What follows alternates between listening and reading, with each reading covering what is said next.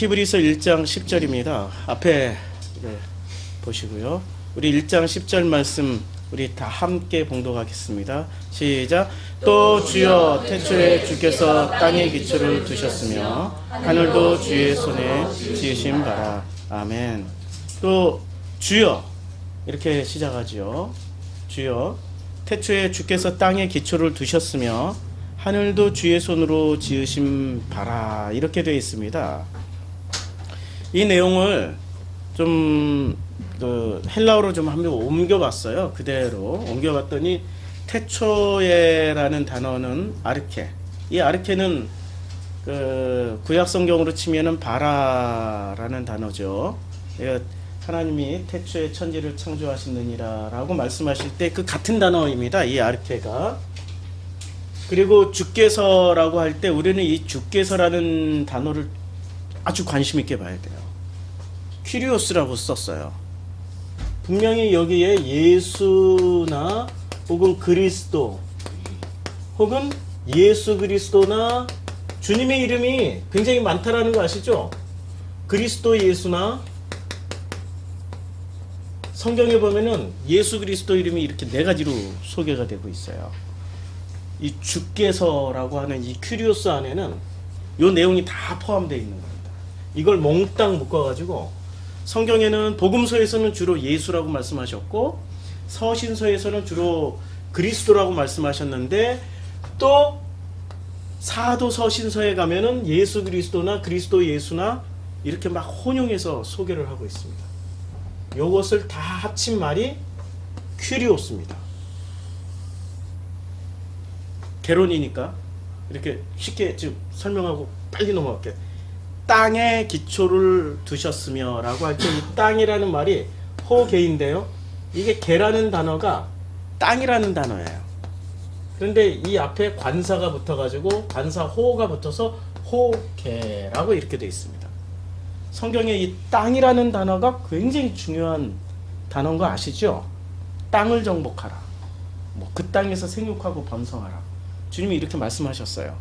그러면 신약 성경에서는 주님이 마지막 그리스도로 부활하셔서 승천하시기 직전에 뭐라고 말씀하셨습니까?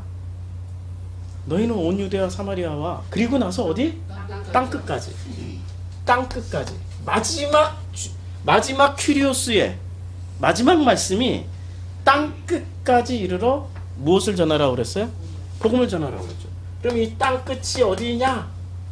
땅끝이 해남이냐 고흥이냐? 땅끝을 우리는 해남이라고 알고 있었더니 요번에 순천 고흥을 갔다 오니까 고흥이 땅끝이더라.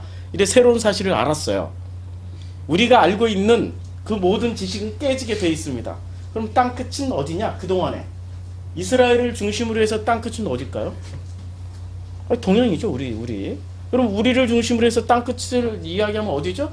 자, 유럽의 끝, 서쪽 끝이 땅끝이 되겠죠. 성경에서 지리학적인 얘기를 하는 건가?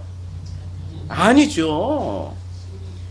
지리학적인 얘기를 하는 건 결코 아닙니다. 이건 자연과학자들, 지질학자들, 지리학자들, 지도 만드는 사람들이 연구하면 되는 거고, 우리 신학자들이나 목사들은 그 사람들 하는 얘기 그대로 따라갈 필요 없는 거죠. 우리는 성경을 해석해 주는 사람이지, 우리가 자연을 해석해서 자연과학자들처럼 말을 해줘야 될 필요는 없는 거죠. 하나님이 그분들은 자연과학자는 자연과학자대로 쓰시는 거고, 물리학자는 물리학자대로 쓰시는 거고, 신학자는 신학자대로 쓰시는 거고, 목사는 목사대로 설교자로 쓰시는 거죠.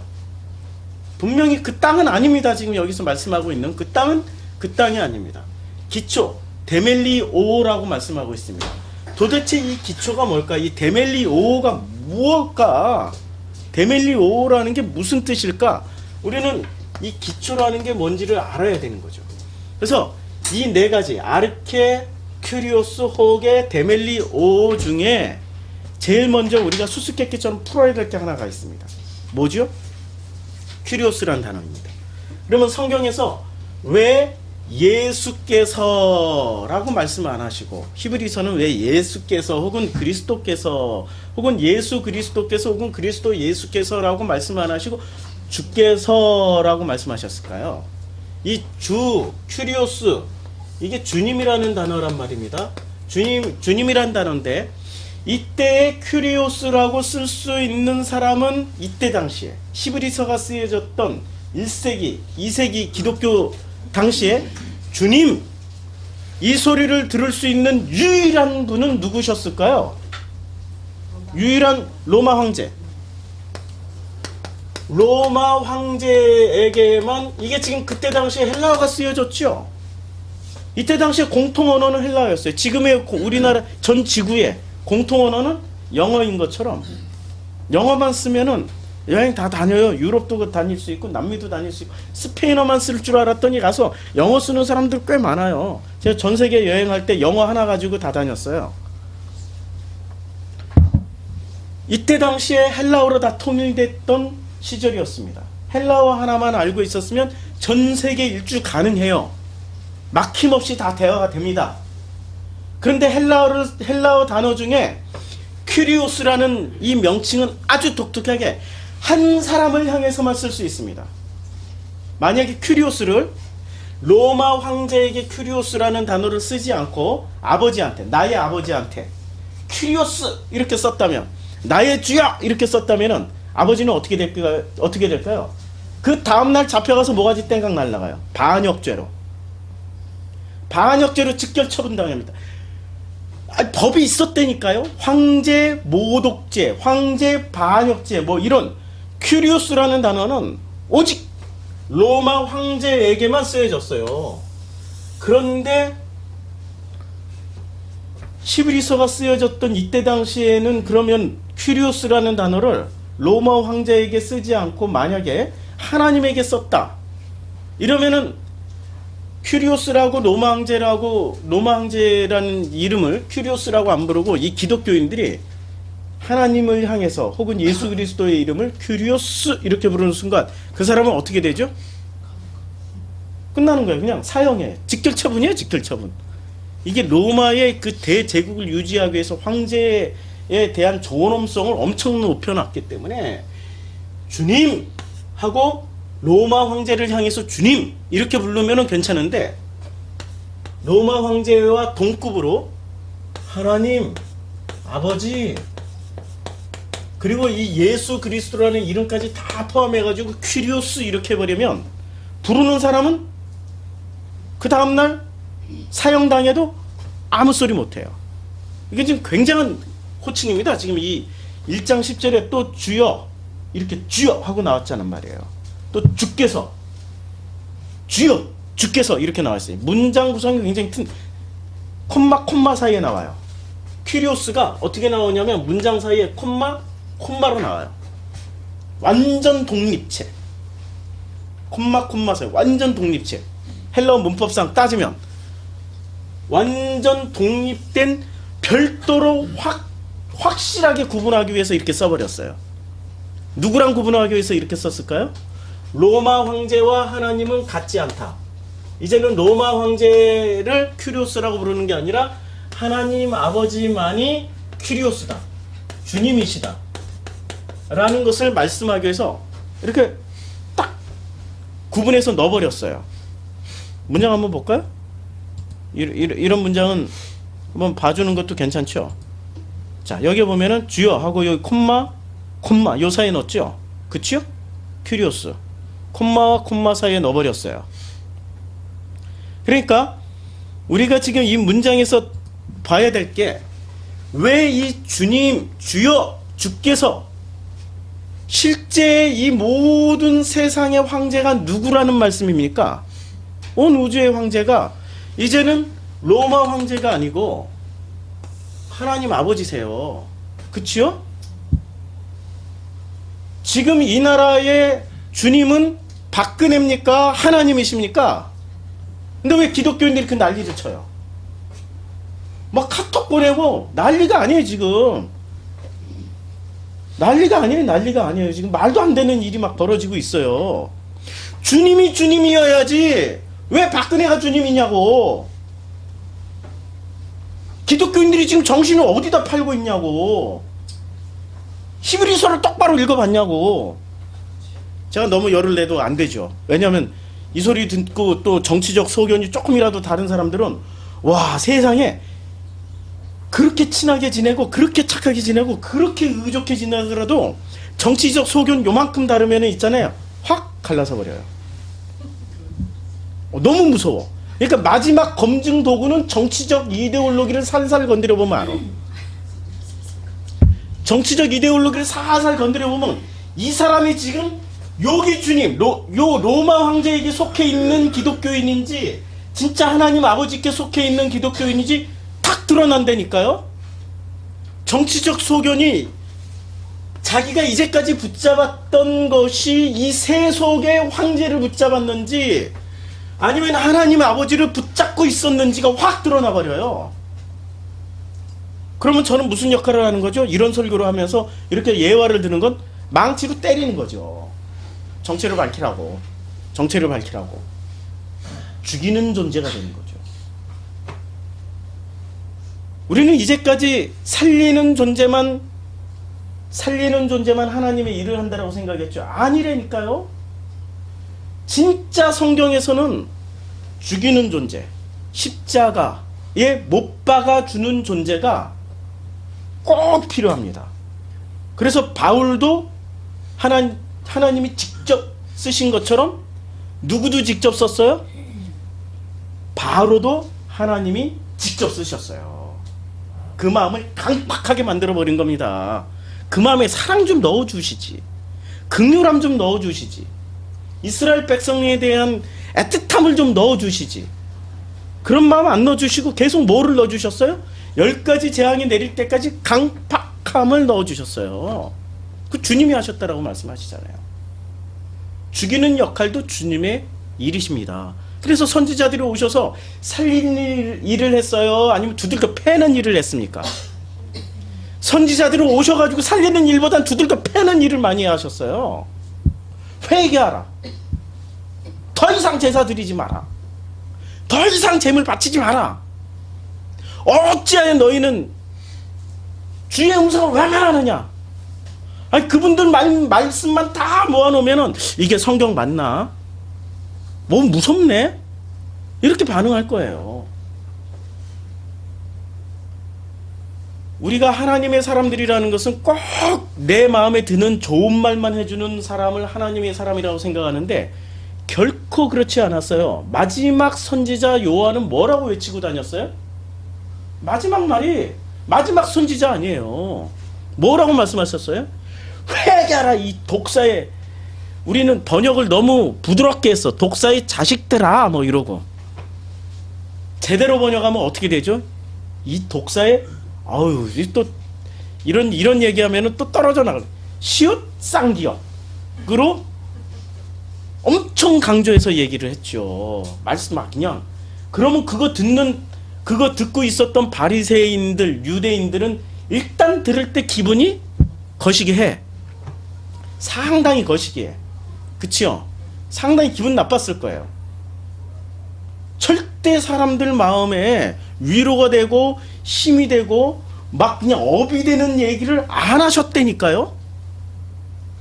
그 바톤을 그대로 주님이 이렇게 이어받았어요. 바톤을 이어받아서 제일 먼저 하셨던 말씀, 주님이 산상수훈을 먼저 말씀하셨을까요? 세례 요한이 외쳤던 회개하라 이 독사의, 이거부터 시작하셨을까요? 그거부터 시작하셨다니까요. 산상수훈을 애통하는 자는 복이 있나니, 뭐 심령이 가난한 자는 복이 있나니 저희가 위로를 받을 것이며 저희가 천국이 저희 것이며, 이런 말씀부터 안 하셨어요. 처음부터 뭐라고 말씀하시지? 두들겨 패고 다녔어요. 막 망치 들고. 그래서 잠언의 말씀이 이루어지잖아요. 미련한 자는 그 머리를 절구통에 집어넣고 공이로, 야, 그거 공이로 한 대 맞으면 어떻게 돼요? 그냥 머리통 깨져서 죽어요, 사실은. 근데 아무리 내리쳐도 그 미련이 벗겨지지 아니한다고 그랬어요. 주님이 다양한 방식을 다 쓰셨다니까. 처음부터 공의로 그냥 일단 내리깠어. 우리 예수님이 못 본 답안 아니에요? 처음부터 위로부터 안 해주셨다니까 내리깠다니까. 까도 결국에는 깨달은 사람이 있었어요? 한 사람도 없었어요. 결국에 우리 주님은 십자가 못 박아 죽여버렸어요. 그 미련이라는 것은 잠언에서 말씀하신 대로 절대 벗겨지지 않습니다. 어떻게 벗겨져요? 자기 손으로 예수를 죽인 그때 내가 지금 죽인 게 하나님이었구나, 내가 죽인 그분이 아버지였구나라는 것을 철저하게 깨달을 때, 그때 비로소 성령이 오시고, 성령이 오셨을 때 무릎 꿇고 받아들이고 아멘 하는 겁니다. 죽이지 않은 사람은 안 죽어요. 그래서 성경에 굉장히 어려운 말이 나오죠. 죽고자 하는 자는 살 것이고 살고자 하는 자는 죽을 것이고. 이게 비밀 중에 비밀입니다. 비밀 중에 비밀이에요. 법을 어겨봐야 회개하고, 바울이 했던 얘기예요. 그러면 법을 어겨봐야 회개를 하니까 그러면 그럼 더 우리가 더 나쁜 짓을 해야 되냐? 아니라고 그러잖아요. 그치요? 지금 성경에 어려운 말들이 왜 어렵냐면 이 죽음을 중심으로 해서 다 세팅이 됐기 때문에 굉장히 어려운 거예요. 성경의 기본 개념은, 자, 주께서 이 큐리오스는 굉장히 이 큐리오스라는 말이, 자, 로마 황제와 하나님 아버지는 어마어마한 차이가 있어요. 로마 황제는 살리는 주님이세요. 하나님 아버지는 죽이시는 주님이세요. 로마 황제는 로마 황제에게 순종하고, 로마 황제에게 잘하고, 로마 황제에게 맹세하고, 로마 황제에게 잘하고, 뭐가 내려와요? 일단 밥이 내려오고 군대가 안 내려와. 근데 로마 황제를 거부를 하고 그러면 제일 먼저 뭐가 내려와요? 군대가 내려오고 경찰이 내려와서 일단 짓밟아. 맞죠? 사람들이 얼핏 보기에 로마 황제는 살리는 주님이셨어요. 하나님 아버지는 죽이시는 주님이세요. 누구한테 충성하라고 그랬어요? 주님이 뭐라고 말씀하셨어요? 주님을 주님이라고 부르지 말고 여기를 주님이라고 불렀죠.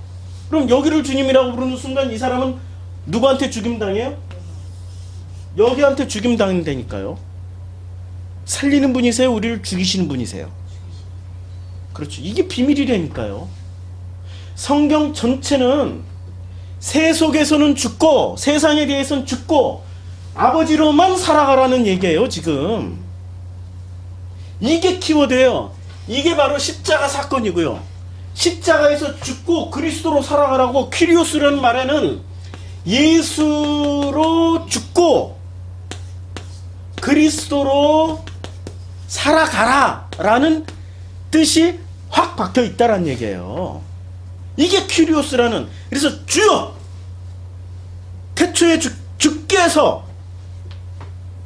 땅에 기초를 놓으사 할 때는 이런 신앙 고백이 전제가 돼 있는 사람들이 비로소 이 구절을 이해할 수 있는 거죠. 1장 10절을. 이런 고백 없이 그냥 주여 주여 주께서 땅에 기초를 두셨으니, 그러면 이 땅이 어떤 땅이야? 이런 고백을 하는 사람과 이런 고백을 하지 않는 사람은 이 땅을 보는 관점이 완전히 달라요. 이 로마 황제가 주님이신 분이 11위서 1장 10절을 읽었다면 이 땅은 어떤 땅이에요? 로마 황제가 다스리는 그냥 영토지, 영토. 로마 황제가 다스리는 영토가 이 땅이 되는 거죠. 이 땅, 호계가 되는 거죠. 그래서 호자가 붙었어요. 호자가 붙은 데는 관사 아니야. 뭔가 지정했던 거 아니에요. 예수로 죽고 그리스도로 살아가는 사람들이 비로소 주여, 큐리오스 이렇게 불렀을 때는 이 땅이 하나님 아버지의 그 땅이 되는 거예요. 그런데 그런 고백이 예수로도 죽지 않고 그리스도로 살아가지도 않는 그 사람이 주여 하고 불렀어요. 그러면 그게 로마 황제를 주여라고 불렀고, 그러면 이 호계라는 이 땅은 어떤 영토가 돼요?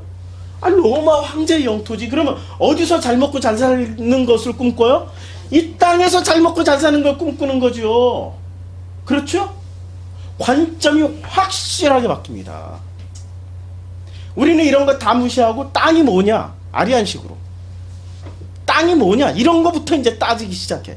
그러나 일단 출처부터 밝히자고요. 큐리오스라는 이 말이 도대체 내가 어디에 속해 있냐는 그 소속을 확실하게 확인한 다음에서야 비로소 소속이 확인이 되면은 우리는 아버지에 속해 있는 사람으로서 주여 하는 거죠. 나의 아버지, 나의 주님. 이게 되는 사람은 드디어 이제 이 땅이 바뀌는 거죠. 그러면 그 땅은 어떤 땅이 되는 겁니까? 자, 이 큐리오스가 이제 해결이 됐어요. 큐리오스가 해결이 된 사람은 주님 했어요. 그러면 이때부터 이 주님 했는데 이 주님이 비로소 하나님 아버지가 나의 주님이 된 사람은 비로소 뭐가 시작돼요? 태초에 이 태초가 시작되는 겁니다. 아르케가 시작되는 거예요. 주여, 태초에 주께서 땅에 기초를 두신 거예요. 태초에 드디어 태초가 시작되는 거예요. 그런데 이 주님을 로마 황제라고 생각하고 주여 이렇게 시작하는 사람은 태초가 시작되는 겁니까? 아직도 시작 안 된 겁니까? 이 사람은 아직도 시작이 안 됐어요. 태초라는 것은 이 사람은 황제라는 것을 주님 이렇게, 아니 나는 분명히 하나님 아버지라고 불렀는데 주님이라고 불렀는데 정치 이데올로기 살살 긁어보면 안다고 그랬잖아요. 맞죠? 정치 이데올로기 살살 긁어보면은 그 사람의 주님이 로마 황제인지 하나님 아버지인지 팍 토해진다니까. 우리 프루시크만에서 확인했잖아요.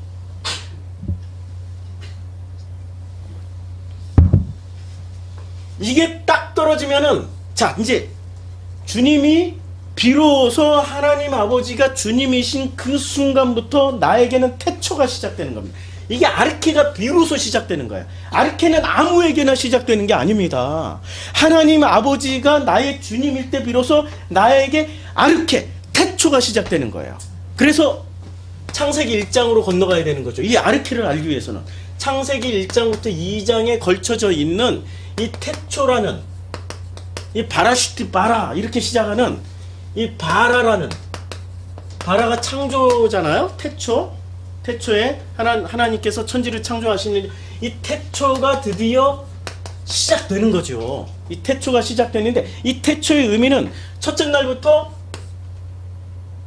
여섯째 날까지 뭐를 하신다고 그랬어요? 나를 만드시고, 나를 만드시는 과정이죠. 그리고 다 만드시는 목적은 뭐예요? 일곱째 날 안식으로 들어가게 하기 위해서. 그럼 우리는 이 공부를 했단 말이에요. 아틀란타 복음학교에서 창세기 1강, 2강, 3강에서 다 했어요. 1, 2, 3강에서 다 했기 때문에 아틀란타 복음학교 창세기 1, 2, 3강을 다시 한번 확인해서 들으세요. 여기서 그 어마어마한 분량을 이 짧은 시간에 다 설명할 수 없으니까. 자, 그러면 1장에서 7장, 아니 첫째 날부터 이 일곱째 날까지 나를 만드셔서 비로소 안식에 들어가기 직전에 주님이 여섯째 날 나를 만드실 때 뭐라고 만드세요? 나를 창조하세요. 나를 만드세요. 창세기 1장 6절 한번 봅시다. 창세기 1장 6절에 오시면 이거 원어로 한번 봐야 돼요. 어쩔 수 없이 이게 이 창세기 1장 1장 27절에 보면 하나님의 자기 형상대로 뭐라고 하세요? 하나님이 사람을 창조하시되, 이 창조라는 바라라는 단어를 썼어요. 이 바라, 창조. 우리가 비로소 언제 창조가 돼요? 여섯째 날로 창조가 돼서, 창조가 됐다는 것은 나의 아버지가 누구로, 로마 황제에서 누구로 바뀌었다는 얘기예요? 비로소 하나님 아버지로 바뀌었다는 얘기예요. 바뀌었다는 얘기예요. 그럼 창세기 2장 7절에는 똑같은 사람 만드는 장면이 나와요. 창세기 2장 7절에 똑같이 사람 만드는 장면이 나오는데 창세기 2장 7절에 보면은 단어가 달라요. 하나님이 흙으로 사람을 만드사 지으시고 이렇게 할 때는 야짜르예요. 야짜르라는 단어, 이 단어가 어디서 나오냐면 오늘 본문에서 나옵니다. 히브리서 1장 10절에서 나옵니다. 자, 땅에 기초를 두셨으며, 자, 또 주여 태초에 주께서 땅에 기초를 두었으며 하늘도 주의 손으로 지으신 바라. 요 지으신 바라, 요게 엘곤 이렇게 돼 있죠. 노력하다, 행위하다, 뭘 수고하다, 만들다, 이런 단어죠. 엘곤. 자, 그러면 이 엘곤이란 단어는 바라에 속하는 겁니까? 아니면 야자르에 속하는 겁니까? 창세기 2장 7절에 사람을 만드신 고기에 속한 거죠? 만드신 장면에 속한 거죠? 그럼 드디어 만드셨어요. 여기서 그 지으시고, 지으신, 하나 더. 지으신에서 이렇게 하나 딱 붙여놓고, 지으신 이게 엘곤이죠. 엘곤인데 이 엘곤은 우리를 만드셨는데, 만드는 순간부터 자, 야자르에서 야차르가 먼저입니까? 아니면은 우리를 창세기 1장 27절에, 이건 창세기 2장 7절이고, 창세기 1장 27절에 있는, 창세기 1장 27절에 있는 바라라는 단어가 먼저입니까? 사람을 만들 때 제일 먼저 야차르가 먼저 들어와야 돼요? 바라가 먼저 돼야 돼요? 예? 순서를 따지면은 우리를 창세기 2장 7절에 있는 하나님이 흙으로 사람을 지으시고 야차르 그 코에 생기를 넣으신 게 먼저입니까? 아니면은 하나님이 당신의 형상을 따라 우리의 모양대로 우리가 사람을 만들고 그 사람을 창조하되 이렇게 말씀하신 그 창조가 먼저입니까? 예? 한번 손 들어보세요. 야차르가 먼저다. 창세기 2장 7절이 먼저 만들어졌다 생각하시는 분. 예. 그 다음에 창세기 1장 27절이 먼저 만들어진 사건이다. 이게 의견이 많이 나뉘죠. 그래서 제가 답을 드릴게요. 야차르가 먼저죠. 야차르가 만들어져서, 이 야차르라는 단어는 이런 거예요. 조성하다, 만들다, 빌딩, 이렇게 빌드업하다. 지금 오늘 에르곤이란 단어가 이렇게 만드는 과정으로 만들어 놓는 거예요. 지금 만들어가지고 어떻게 돼요? 여섯째 날을 살면서 다 만들어지니까 드디어 주님이 인정해 주는 거야. 야, 너는 드디어 나의 형상으로 봐라, 창조되었다. 네가 비로소 하나님의 형상이야. 이 여섯째 날까지 살아가는 과정이 전부 뭐예요? 우리의 인생이라고 생각하시면 돼요. 이게 무슨 뭐 땅 얘기, 이거 자연과학자들이 할 얘기고, 물리학자들, 우주과학자들이 할 얘기고, 신학자는 뭐를 해줘야 돼요? 설교자는? 목사는? 그런 의미 또 다시 설명해 줄 필요 없어. 그럼 과학자한테 들으면 돼. 나는 성경이 무엇을 말하고 그 성경이 우리를 어떻게 설명하는지, 사람에 대해서, 나라는 존재에 대해서 무엇을 말하는지를 가르쳐 주는 게 성경이라고 생각하고 그것을 그렇게 해석하는 사람이거든요. 그쵸? 그게 목사가 해야 될 일이죠. 무슨 뭐 진화론이 어떻고 창조론이 어떻고, 이건 과학자들이 하면 돼요. 과학자들이. 우리는 첫째 날부터 여섯째 날까지 만들어져가는 과정에 있는 사람이에요. 그래서 일곱째 날로 만들어져서 드디어 안식에 들어가는 거예요. 우리의 궁극적인 목적은 안식에 참여하는 거잖아요. 그렇죠? 그 안식에 참여하는 과정을 창세기 1장부터 2장 사이에 다 설명해 놨다는 거예요. 우리는 이것을 이렇게 본 적이 없어. 왜? 우리의 모든 교육 구조는 뭐부터 시작됐을까요? 뭐부터 시작됐죠? 아리안 철학부터 시작됐죠. 아리안은 2300년 전부터 전 세계를 통일한 사상, 철학, 종교 시스템입니다. 알렉산더가 통일했고, 그 후에 로마가 1000년 동안 지배했고, 그 로마에서 갈라져 나왔던 서구 유럽이 불과 60년 전, 2차 세계대전 전까지만 해도 전 세계를 다 지배했다라는 거 아세요? 전 세계를 다 식민지로 두었다라는 거? 그쵸? 제가 깜짝 놀란 게 있어요. 아프리카 가도 집이 똑같아, 유럽 가도 집이 똑같아, 미국 가도 집이 똑같아, 집 구조나 도시 모양이 똑같아요. 남미 갔더니 더 똑같아. 아시아는 좀 달라요. 말레이시아는 아주 똑같아. 근데 태국 가니까 안 똑같아. 왜 그랬을까요? 전 세계가 유럽의 식민지였기 때문에 다 똑같다니까. 아프리카 가면은 무슨 뭐 밀림만 짬뜨기 있고, 아프리카 가면은 그냥 그 우리가 상상하는 뭐 말이 뛰어다니고 얼룩말이 뛰어다니고, 아니라니까. 아프리카 가도 유럽이에요. 거기는 똑같아요. 유럽하고 집 구조 똑같고, 동네 구조 똑같고, 도심지 타운 있고, 타운 밖에 뭐 이렇게 우리가 배워 먹었던 그런 거 똑같아요. 아프리카, 남미는 더 똑같아요. 남미는 놀라울 정도로 유럽이 전 세계를 지배했다는 증거죠. 그러니 전 세계의 교육과 철학과 종교는 아리안의 영향을 받는 거죠. 그런데 유일하게 이 철학의 영향을 좀 덜 받은 사람들이 있었어요. 대한민국 사람들. 왜냐하면 흥선대원군, 이것도 하나님의 역사예요. 흥선대원군이 쇄국 정책을 펴가지고 안 들어왔다니까? 못 들어왔다니까? 안 들어오고 못 들어왔어. 그럼 일찍 개방한 일본은 완전히 거기에 영향이에요. 그 사람들은 아리안 족속보다 더 철저한 아리안의 철학, 사고, 종교, 윤리를 가지고 있는 사람들이에요. 아리안이 다신교, 일본 완전 다신교. 아리안 더치페이, 일본 완전 더치페이. 아리안은 태어나면 영세부터 쳐요. 아기를 영세부터 쳐. 일본 태어나는 순간 영세야. 우리는 태어나는 순간 한 살이라니까. 인격체로 존중한다라는 거야.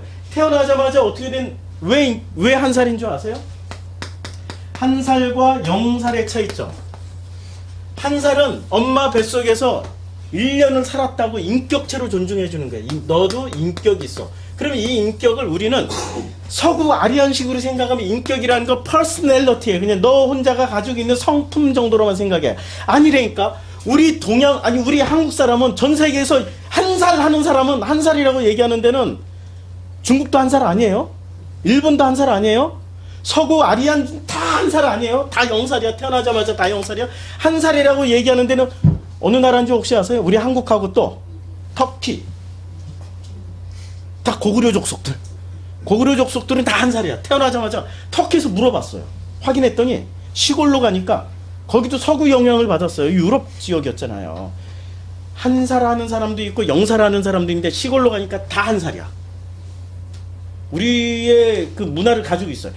한 살을 친다라는 게 인격으로 치는데 그 인격을 왜 우리는 인격으로 치냐면 우리가 씨를 딱 그 아기가 임신했을 때 임신하는 순간부터 그것이 하나님의 그 씨가 들었다고 생각하는 거예요. 하나님의 형상이 그 속에 들어갔기 때문에 인격체로 존중해버리는 거예요. 한 살. 태어나자마자 한 살. 성경의 창세기 2장 7절에 어떻게 돼요? 흙으로 지으시고 뭘 집어넣어줬어요? 흙하고 생기를 불어넣어 주셨죠. 그 생기가 뭐죠? 하나님의 씨예요. 그게 하나님의 형상인 그 씨야. 그게 깨어나면은 드디어 하나님 아버지를 알아보고 하나님 아버지를 아버지라 부를 수 있는 사람이 되고, 그것이 피어나지 못하고 싹도 못 트고 그냥 죽어버리면 하나님 아버지가 아니라 로마 황제를 퀴리오스하고 산다라고, 그 평생 그렇게 살다가 가는 존재가 돼버리는 거예요. 지금 이 히브리서 1장 10절에는 어마어마한 데이터가 숨어 있는 거죠. 지금 이런 내용들이 다 숨어 있는 거예요. 히브리서 1장 7절에는. 그래서 주께서 퀴리오스, 그 다음에 태초의 아르케라는 이 단어 안에 이 모든 게 다 담겨져 있는 거예요. 우리가 지금 어떻게 살아가요? 첫째 날부터 여섯째 날까지 살아가는 이 과정은, 이것은 성경에선 창조, 만들어지는 과정이라고 그랬지, 이것은 무슨 인생살이라니까? 아틀란타 복음학교로 들어보세요. 인생살이를 하는 동안에 주님은 뭐라고 말씀하세요? 그래서 주님이 끊임없이 인생살이를 살아간다라는 증거로 두 가지를 보여주셨어요. 첫 번째는 저녁이 되고 아침이 되고요. 첫째 날부터 일곱째 날까지 똑같이 저녁이 되고 아침이 되니, 저녁이 되고 아침이 되니. 우리 인생살이 이렇게 살아가는 거 아닌가요? 저녁이 되고 아침으로 다시 살아가는. 그쵸? 날마다 아침만 낮으로만 그 환한 빛으로만 살아가면 얼마나 좋겠어요. 얼마나 좋겠어요. 우리나라 말에 배달민족이라는 게 있죠. 이게 이제 요새 배달통으로 바뀌어가지고 배달민족 했더니 아무리 검색해도 배달통만 나와.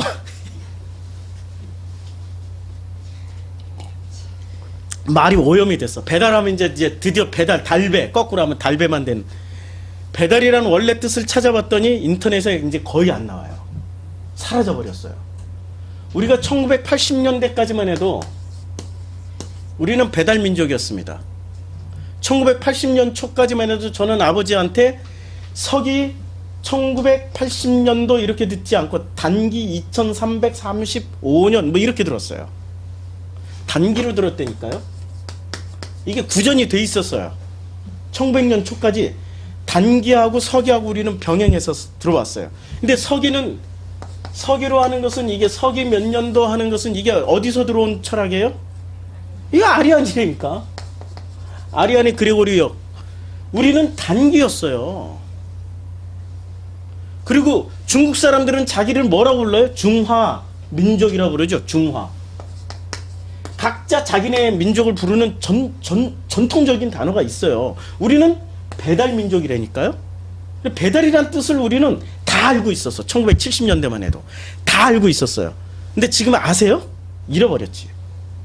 알고 있었는데 잃어버렸지. 그래서 배달이라는 단어를 다 찾아봤어요. 찾아봤더니 여러 가지 기원이 있는데 제가 생각하는 배달은 이거예요. 빛의 자녀들이에요.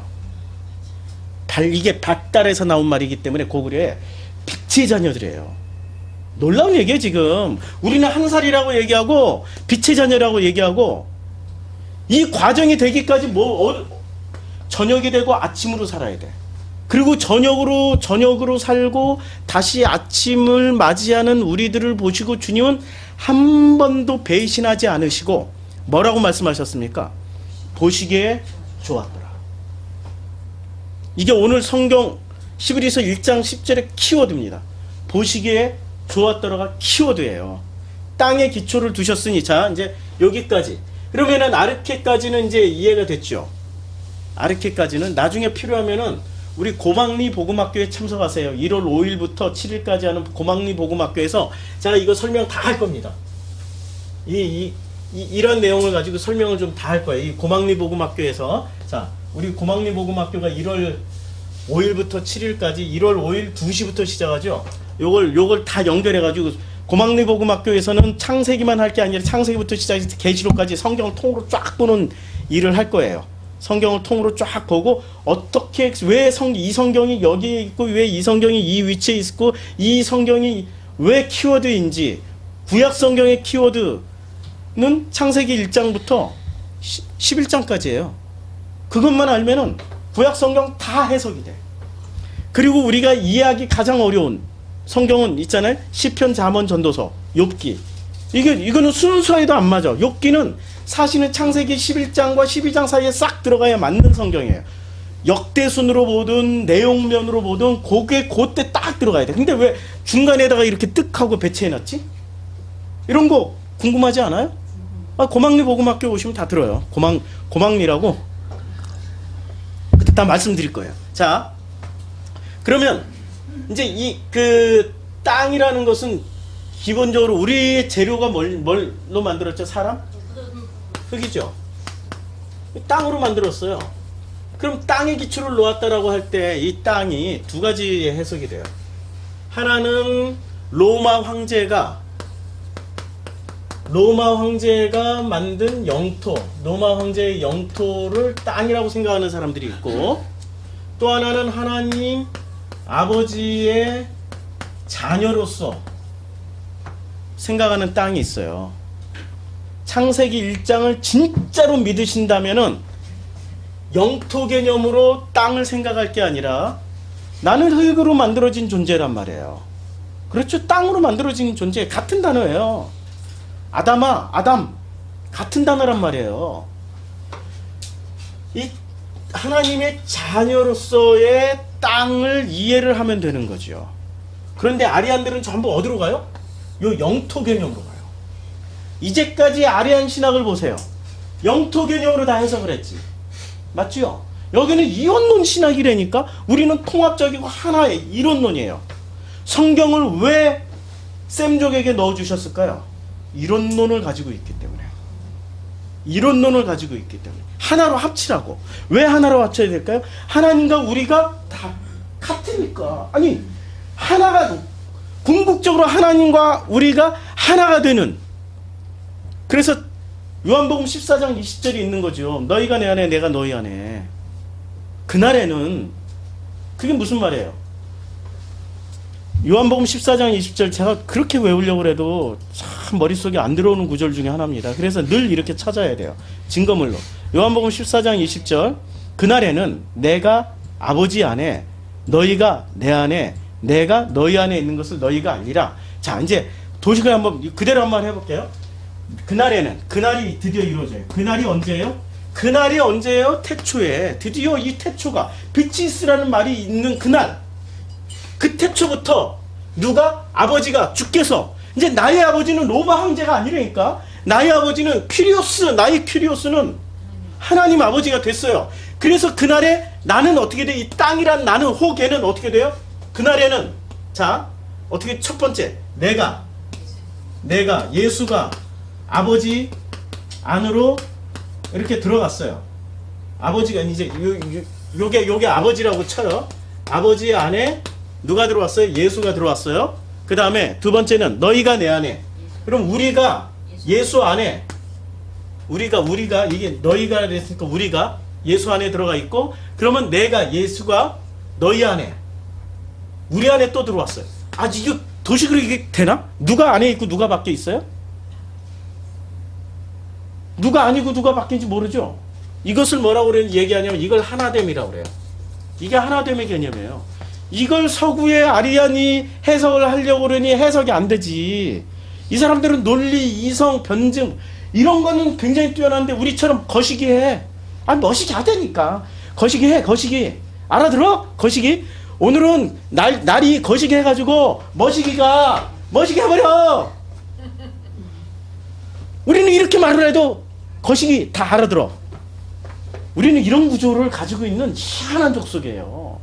근데 아리안 족속들한테 일본 사람들이나 유럽 사람들한테 이런 얘기를 해봐요. 멋이게 하고 거시기 하고 거시기 하고 멋이게 하고 이렇게 하면은 알아들어. 절대 못 알아들어. 우리는 그래서 우리 군대 암호 체계를 전부 다 거시기 멋이기로 바꿔버리면 절대 해독 못함. 이 아리안들은 절대 해독 못함. 그쵸?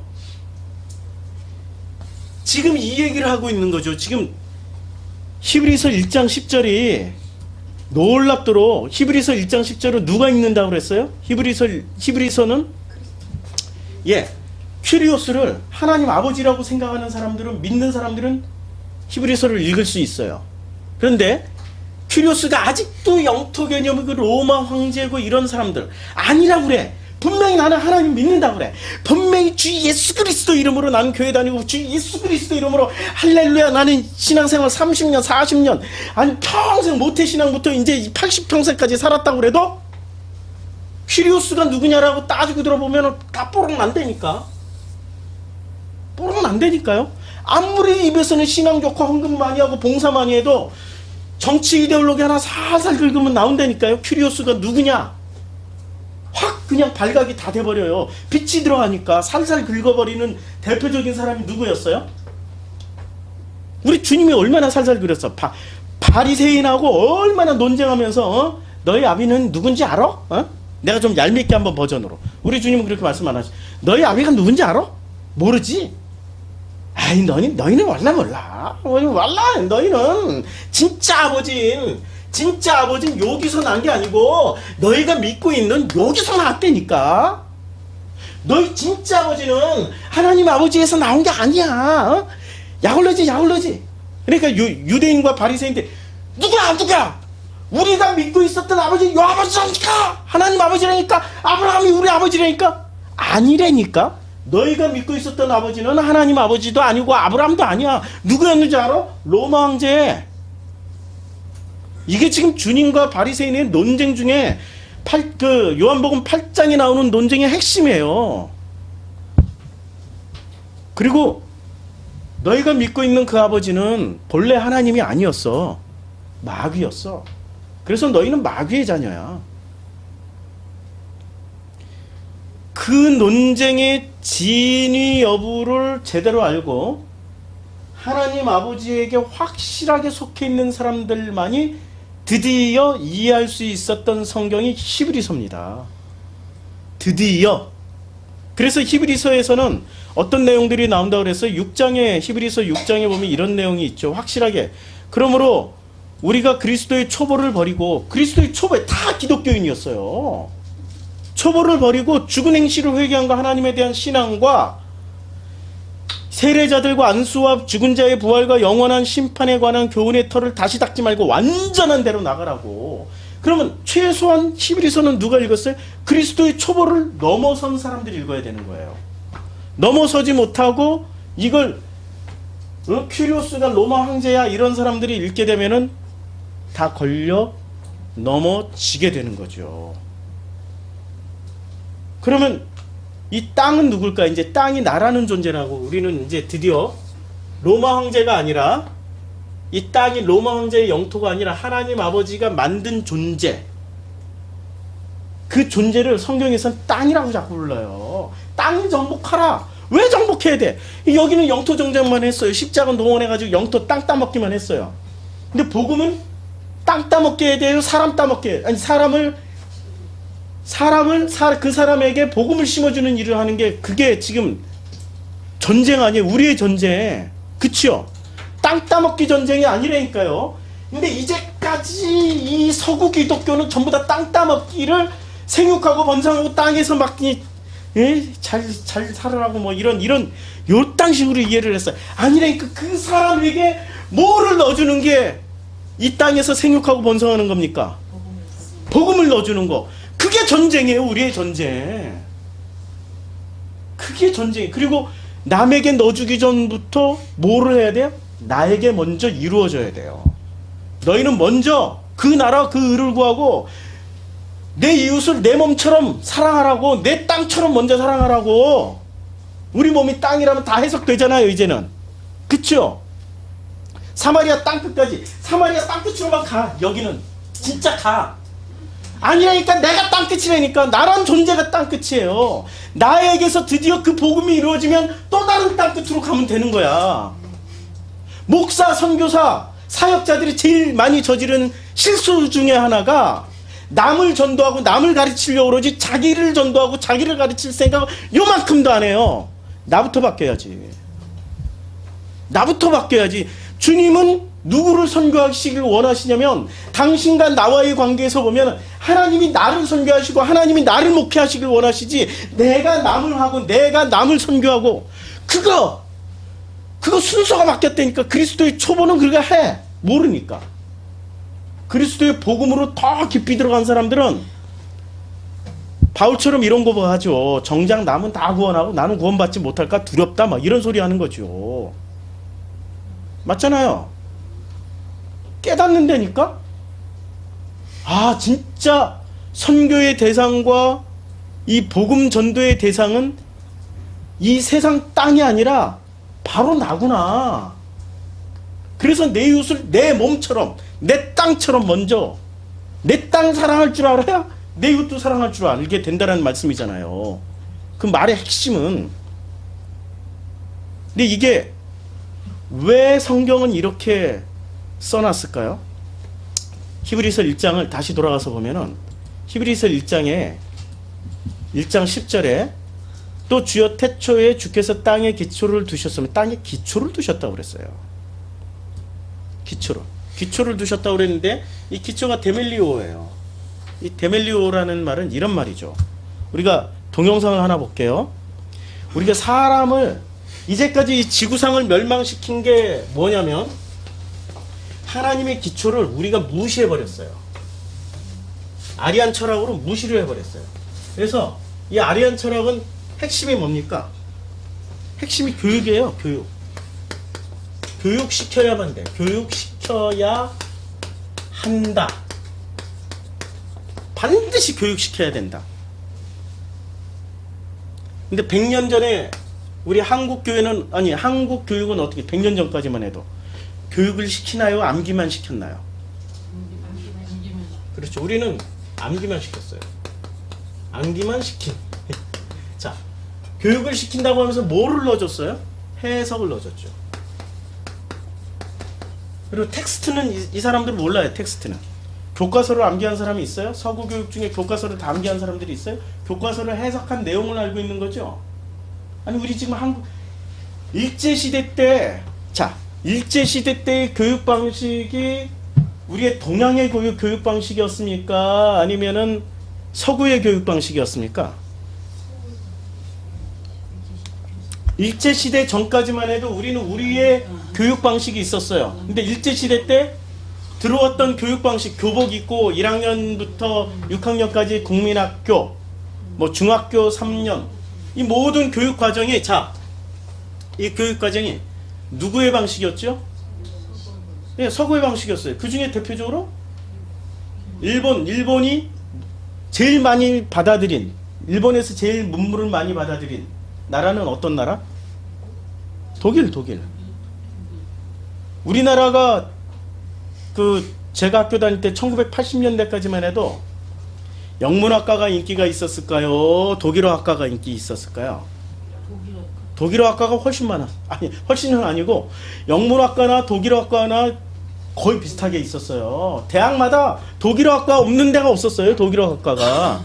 아니, 그러면 우리는 영어를 잘해야 먹고 사는 나라인데 왜 그렇게 독일어를 많이 했을까? 우리는 철학 공부하는 줄 알았죠. 아니라니까 일본의 영향을 받아가지고 일본의 모든 문화, 문물, 책은 다 독일어 번역해가지고 다 만든 거예요. 그러니까 독일하고 동맹 맺은 거지. 일본은 절대적인 영향을 미국에서 받은 게 아니라 이 개화기를 독일어권에서 받아버렸어요. 그러니까 이 일본식의 시스템이 그대로 남아가지고 1980년대, 90년대까지만 해도 독일어 학과가 무지하게 많았습니다. 2000년 들어와서 통폐합되면서 독일어 학과가 많이 없어지긴 했어요. 우리나라의 독일의 그런 지대한 영향을 받아야 될 이유가 없단 말이에요. 그렇죠? 그러니까 독일식의 교육이 들어왔어요. 우리는 독일하면 굉장히 좋은 나라로 생각되죠. 게르만. 아니라니까 아리안의 순수한 혈통을 지키기 위해서 유대인들 600만 명을 학살한 놈들이에요. 지금은 그들이 회개했기 때문에 학살한 놈들은 다 회개했기 때문에 이제 독일 분들이라고 제가 말씀드릴 수 있죠. 근데 회개 안 한 족속도 있단 말이에요. 짝퉁 독일인들. 일본 회개 안 하고 있잖아. 그러니까 일본 놈. 한국 사람들은 특이해요. 한국 사람들 특이한 것 중에 하나가 베트남 사람, 태국 사람, 이 가난한 나라들은 사람이라고 다 존중해줘요. 이때 베트남 놈, 태국 놈 이렇게 안 하잖아. 베트남 사람, 태국 사람. 그런데 센 놈들은 다 놈들. 일본 놈, 미국 놈, 러시아 놈, 중국 놈 다 그렇게 하지. 중국 사람, 뭐 일본 사람 이렇게 안 한다니까. 우리보다 세면은 다 놈자 붙어서 무시해버려요. 근데 우리보다 약하면은 우리는 다 존중해준다니까. 우리 속에는 희한한 게 있어요. 정말 신기하죠. 우리가 알지 못하는 사이에 우리에게는 하나님이 넣어주신 어마어마한 것들이 있습니다. 그게 하나님의 형상이에요. 이 형상을 우리가 찾아야 돼요. 교육으로 찾아가야 되나요? 아니라니까. 성경은 있잖아요. 배워서 된다라고 하는 말 한마디도 없어요. 뭐라고 해? 깨어나기만 하면 돼. 빛이 있으라 하면은 빛이 딱 들어왔을 때 내가 누워있는지 자는 사람인지 죽어있는 사람인지 아니면 일어날 수 있는 사람인지 그것만 확인하면 돼. 일어나서 깨어나기만 하면 돼. 그쵸? 성경의 핵심 키워드는 배워서 되는 게 아닙니다. 교육해서 되는 게 아니에요. 원래 하나님의 자녀는 그 말씀을 듣는 순간 그냥 본능적으로 알고 따라간다고 그랬다니까. 주님이 말씀하셨어요. 하나님의 자녀는 어떻게 한다고 그랬어요? 하나님의 내 양은 내 음성을 듣고 나를 따르느니라. 그리고 앞뒤 설명 하나도 없어. 하나님의 자녀는 분명히 하나님의 음성을 듣고 하나님을 어떻게 한다고 그랬어요? 따라가. 교육이 필요하다라는 얘기예요? 필요 없다라는 얘기예요? 필요 없다니까? 왜냐하면 창세기 2장 7절에 하나님이 그 코에 생기를 다 불어넣어 주셨어요. 그것이 깨어나, 그게 씨앗이라니까. 그 씨앗이 깨어난 사람들은 꽃을 활짝 펴서 열매를 맺게 돼 있어요. 어떻게? 30배, 60배, 100배. 3, 6, 9로 안 나가고 3, 6, 10으로 나가버려요. 그렇잖아요. 30배, 60배, 100배. 희한한, 이건 나중에 설명하고 고막리 복음학교에서 고막리 복음학교 이거 설명하면 1시간이니까 고막리 복음학교에서 설명하고.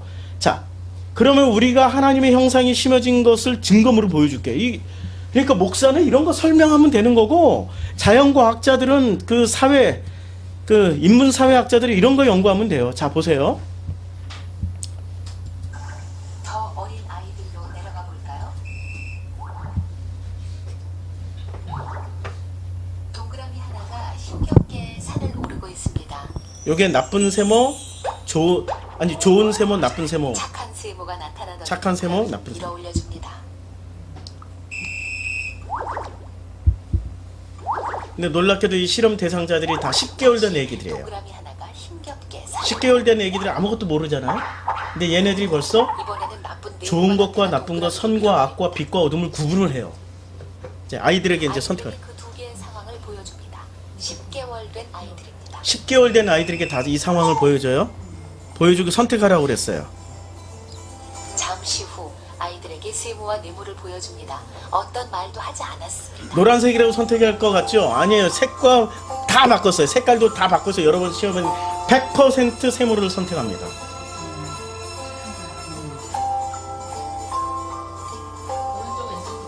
오른쪽 왼쪽도 다 바꿔버렸어요. 혹시 오른쪽만 선택하는지 모르니까. 세모를 짚습니다. 100%라고 그랬어요. 모두 여기에서 출발했습니다. 인간은 모두 여기에서부터 출발했습니다. 도형의 모형과 색깔을 달리했을 때도 마찬가지로 세모만 선택했어요. 인간은 모두 여기서 출발했어요. 이미 배워서 된 겁니까? 아니면 타고 태어난 겁니까? 타고 태어났어요. 우리는 이것을 인정을 안 하는 것뿐이에요. 타고 태어나요. 수의 개념도 5개월 된 아이들에게, 제가 동영상을 못 찾아서 지금 못 보여드리는데 5개월 된 아이들, 옹알이도 이제 막 그냥 겨우 뒤척이고 뒤집기 하고 뭐 이런 5개월 된 아이들에게 보여줬어요. 어떻게 테스트를 했냐면 토끼 2마리를 놔두고 있다가 토끼 2마리가 이렇게 놀고 있다가 한 마리가 집으로 갔어요. 그래서 한 마리밖에 안 남았네요 할 때는, 아이들이 이렇게 집중하다가 한 마리밖에 안 남았다고 할 때는 관심을 이제 꺼. 관심 끄고 막 그냥 혼자 옹알이하고 놀아. 근데 자, 토끼 2마리가 놀다가 한 마리가 집으로 갔는데 어랍쇼? 2마리 남았네, 3마리 남았네, 4마리 남았네, 이렇게 숫자를 늘려버리든지, 그리고 아니면은 거꾸로 빼버려요. 한 마리도 안 남았네, 한 마리만 갔는데, 이러면 아이들이 딴짓을 안 해. 계속 보면서 연구하고 있어요. 무슨 말이죠? 수에 대한 개념도 이미 머릿속에 다 들어가 있어요. 하나님의 형상이 그 코에 생기를 불어넣어 주셨다라는 것은 한 사람이 하나의 인격체로 살아갈 수 있는 모든 것을 이미 하나님이 넣어주셨다는 얘기예요. 그래서 우리는 이것을 10개월 동안 이 씨앗이 들어와서 이게 10개월 동안 이 인격체를 인정해서 태어나자마자 한 살이라고 해주는 거예요. 서구의 아리안들은 이거 없어요. 자기네들이 가르쳐야 된다고 생각해. 근데 이 가르치는 내용이 무엇을 가르칠까요? 가르친다라고 얘기할 때 이런 걸 가르치는 거죠. 가르친다고 할 때 이런 거, 이런 거, 꿈은 이루어진다, 이런 거 가르쳐줘요. 꿈은 이루어진다의 핵심 키워드는 뭐죠? 노력입니다. 노력하라고. 노력하는 자 성공한다고. 노력하지 않는 자 망한다고. 노력을 넣어줘요. 이건 노력해서 되는 게 아니라 하나님이 이미 넣어주셨다니까. 그 사람의 그 성품을, 하나님의 형상을 넣어주셨어요. 그 형상이 여러분 속에 다 있습니다. 그게 씨앗이에요.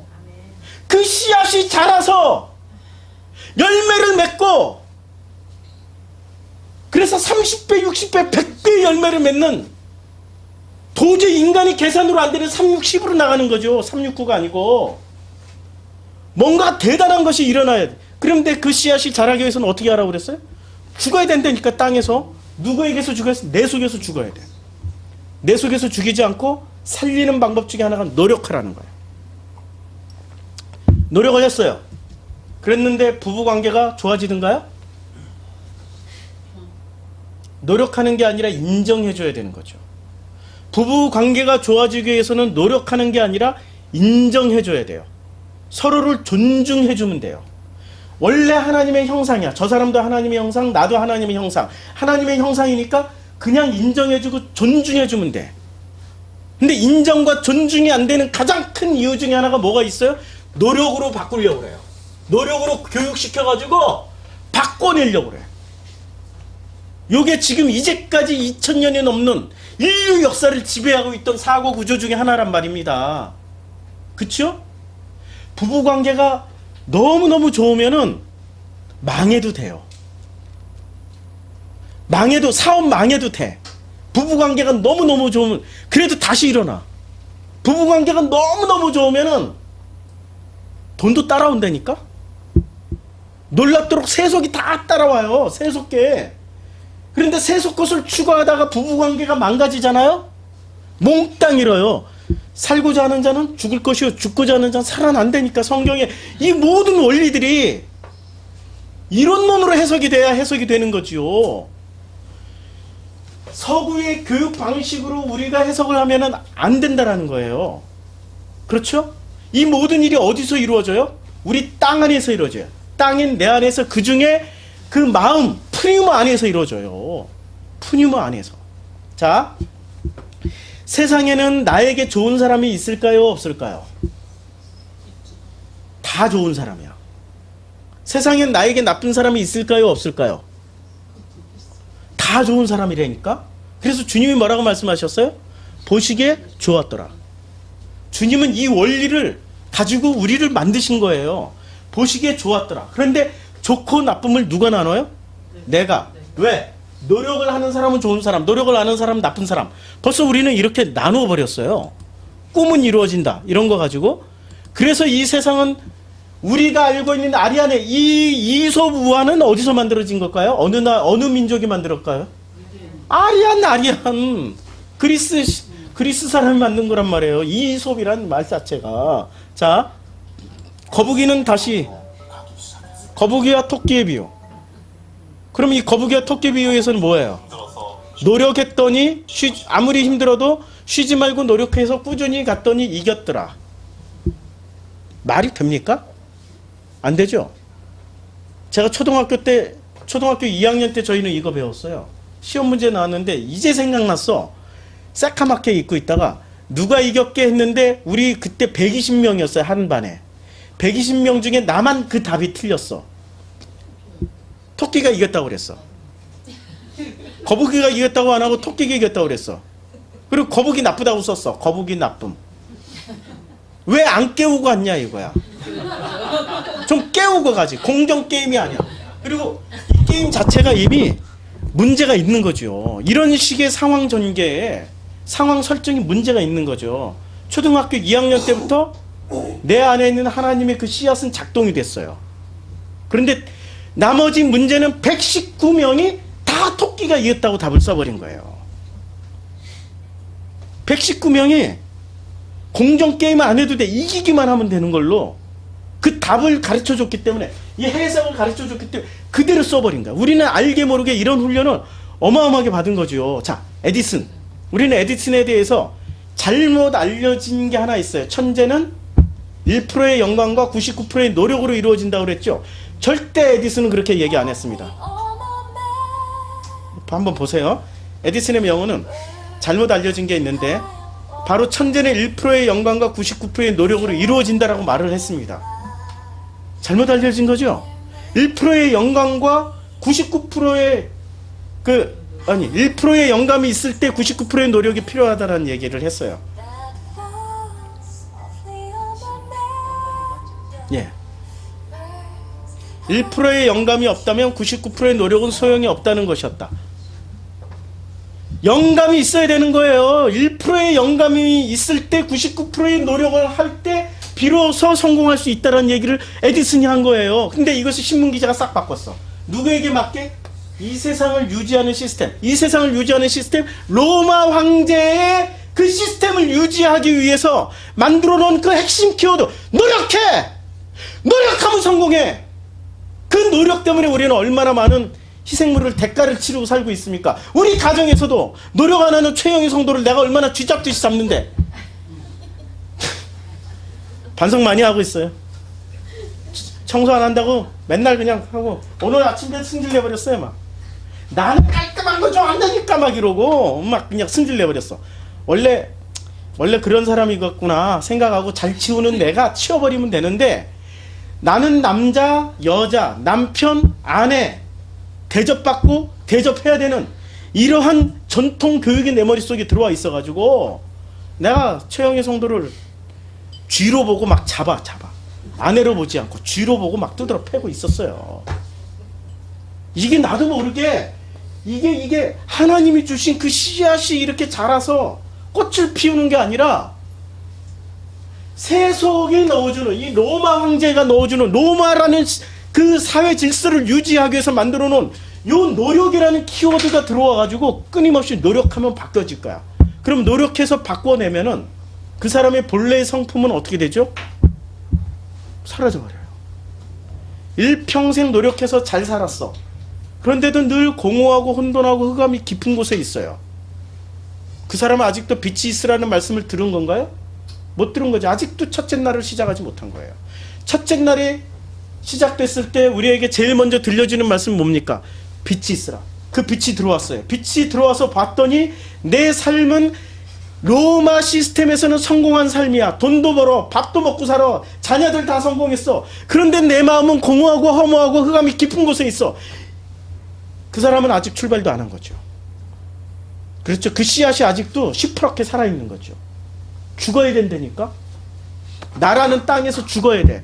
그래서 열매를 맺고 꽃을 피워요. 꽃을 피우고 열매를 맺기 시작하는 거예요. 우리 모두가 다 하나님의 형상입니다. 다 아름다운 존재예요. 너무나도 놀라운 존재입니다.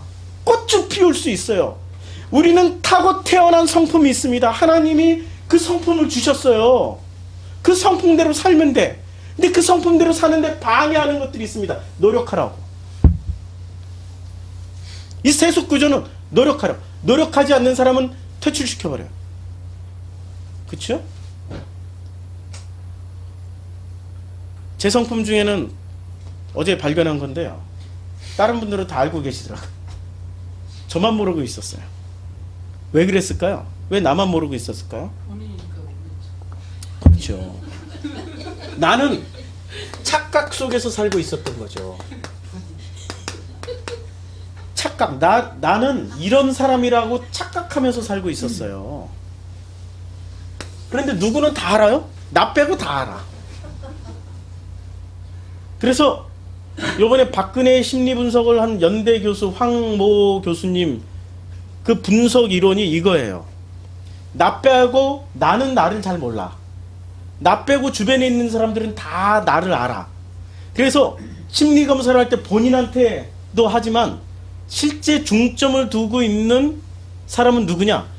그 주변 사람들을 다 이렇게 확인해 보면 그 사람에 대해서 99%의 정답이 나온다라는 겁니다. 그 사람에 대해서. 그 사람의 그 상담 아니 심리 분석 기법 중에 하나예요. 특허 받았대요, 그걸로. 놀라운 거죠. 우리는 지금 한국 사람들 보세요. 서구 문물이 들어온 게 불과 100년밖에 안 돼요. 100년, 200년이 안 돼요. 200년이 안 되는데 세계적인 기술을 보유한 게 우리가 몇 개나 됩니까? 굉장히 많아요. 우리 세계적인 기술, 우리 한국 기술 중에 세계적인 기술 그 중에 하나가 이 심리학 연구하는 분야가 지금 뭐 새로운 특허가 계속 나오고 있어요. 어제 가서 깜짝 놀랐다니까요. 특허를 많이 가지고 계시다니까 그분이. 그게 왜 가능할까요? 노력해서 교육해야 된다는 서구의 시스템인데 우리는 이미 태어날 때 한 살이야. 하나님이 그 형상을 이미 다 넣어줬기 때문에 그 형상을 가지고 있는 그것을 인정하고 시작하는 우리 민족과 태어나자마자 하나님의 사람으로 만들어야 된다라고 하는 이 서구 기독교의 마인드가 완전히 다른 거예요. 우리는 우리 속에 있는 것이 깨어나기만 하면 10살짜리가 전 인류를 먹여 살릴 만한 놀라운 발명품도 만들어낼 수 있다라고 믿고 있는 민족이에요. 우리는. 서구는 절대 그렇게 생각 안 해. 교육시켜야 돼. ABC부터. 기초부터 다 닦아내야 돼. 그렇죠? 이게 서구의 방식이에요.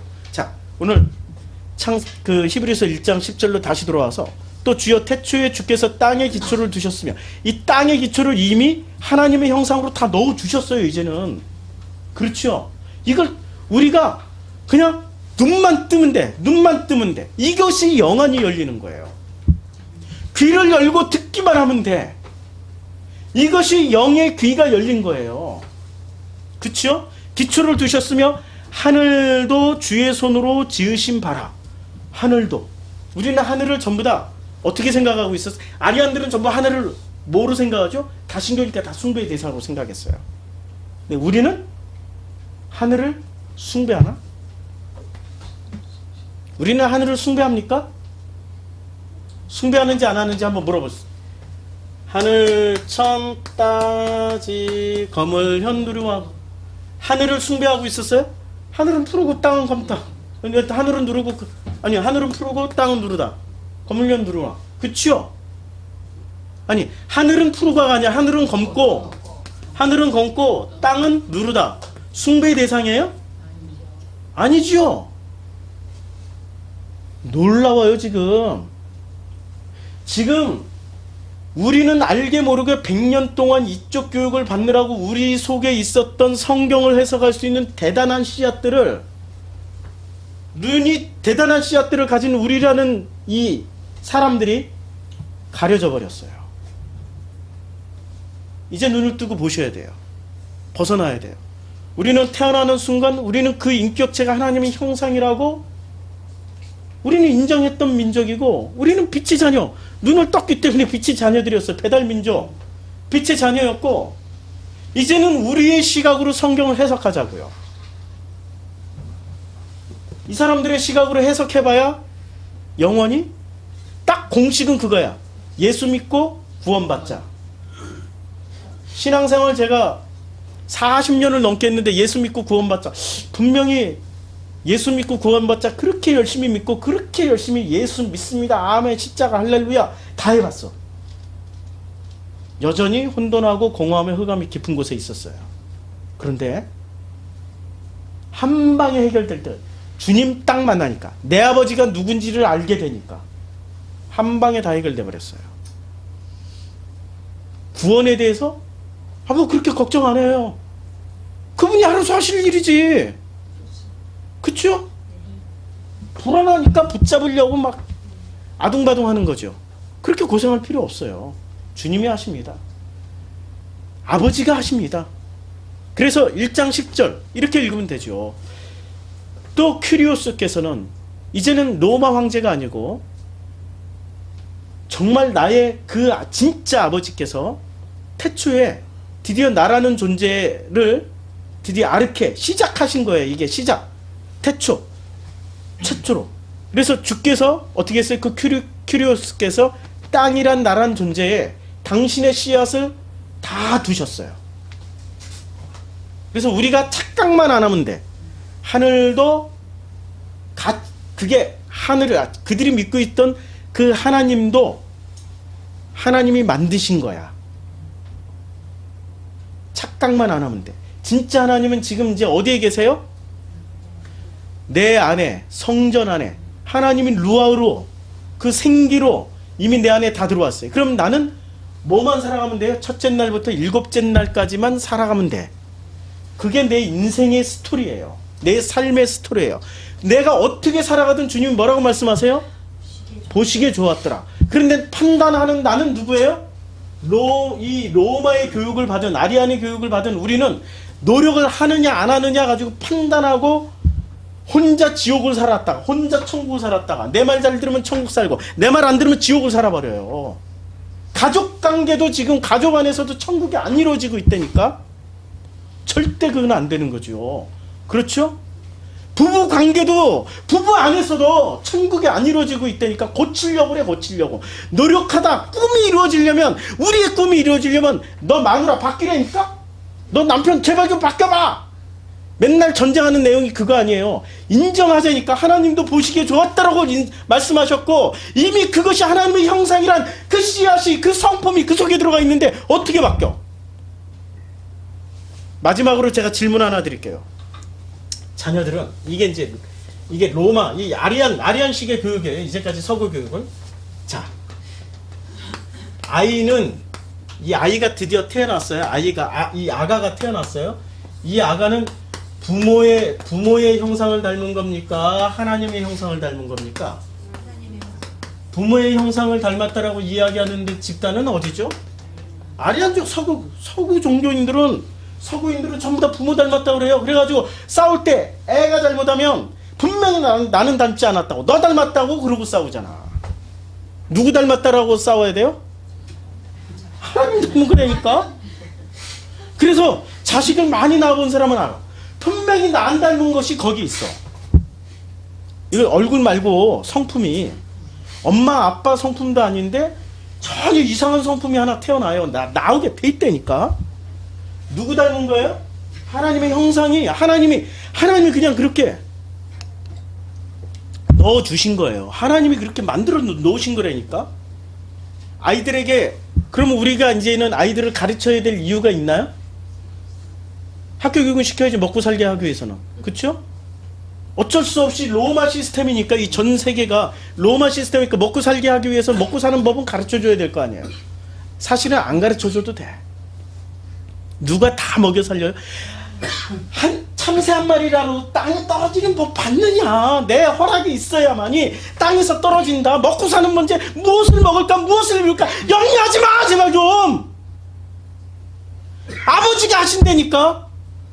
뭘 그렇게 걱정해가지고 반드시 서울대 나와야 되고 반드시 어디 나와야 되고.